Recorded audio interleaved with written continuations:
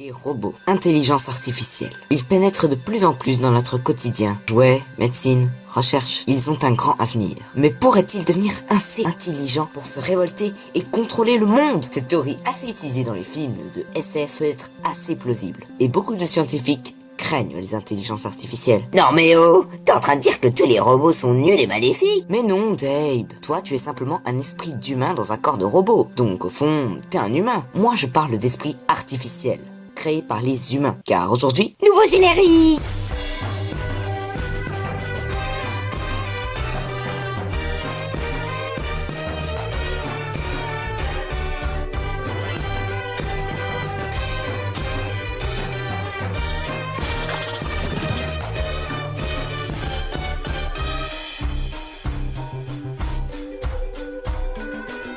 je vais vous présenter une théorie qui dirait que dans le futur, les robots représenteraient un grand problème. Un peu comme dans les films, les IA, intelligence artificielle, deviendraient tellement fortes et intelligentes qu'ils nous dépasseraient, se révolteraient et contrôleraient le monde. Voici les étapes sur l'évolution d'une IA en super IA. Au départ, l'IA est développée, mais il a un programme pour s'auto-développer. C'est normal.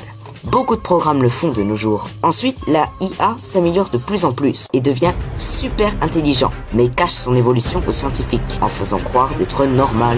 Puis, Pokémon! C'est un peu comme Pokémon! oui, ok, donc l'IA s'améliore toujours et prend le contrôle d'Internet. Il s'achète des armements secrets, des trucs militaires, des clones de lui-même. Et voilà! Waouh! L'IA est devenue une super IA, encore plus intelligente que les humains. C'est l'apocalypse. Tous les robots nous attaquent. Oh my god! Moi aussi je veux être énorme, plein de biscottos, et super fort, et tout ce qu'on... et tout là, ouais! Maintenant, voici quelques arguments qui sont contre ou pour la théorie. Alors, d'abord, on n'est même pas sûr que les IA puissent avoir une conscience.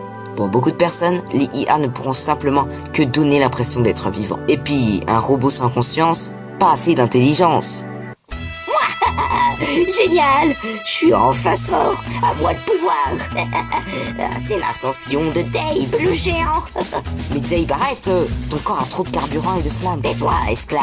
C'est moi le grand Dave, le... Aïe, je suis nul, je sais. Mais bon, on sait jamais. Les robots peuvent peut-être développer une conscience. On sait pas de quoi les programmateurs sont capables.